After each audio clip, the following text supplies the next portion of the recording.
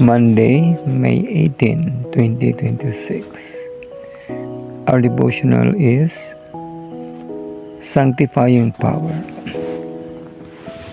In John 17 verse 17, sanctify them through thy truth. Thy word is truth. The truth which we profess will be of no avail to us unless we are sanctified through it.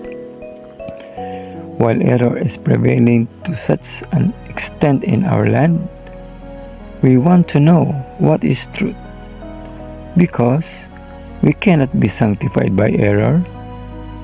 The better we understand the truth as it is in God's Word, the better we shall know how to sanctify our lives through God's Word. We are in this world as provisionaries, and God is providing us by giving us an opportunity to obey His truth. It is a very solemn thing to live in this age of the world.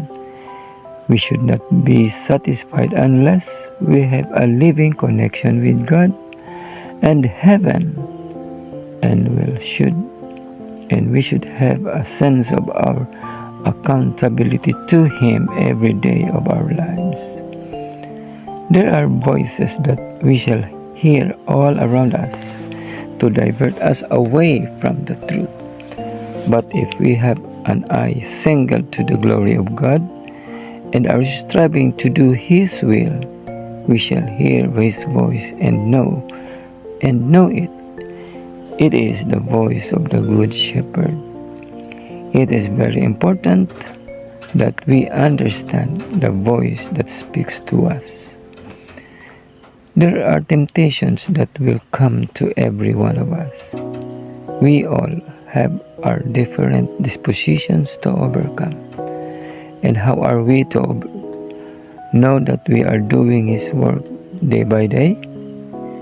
We must look into the mirror, God's holy law, and there discover the defects in our characters. It is a very difficult thing to understand himself. We must examine closely to see if there is something that must be laid aside. And then, as we make an effort to put away self, our precious Savior will give us the help we need that we may be overcomers. This world is not heaven. It is the preparation place. It is the workshop of God, where we are to be hewed and chiseled and fitted up for the heavenly mansions. Then, do not be satisfied with a mere sense of the truth. God calls us for a reformation at every step. It is to have a firmness for the mansion that Christ has gone us to fit us up. And if we can only be of the heavenly family in the kingdom of glory, then we shall have the eternal reward.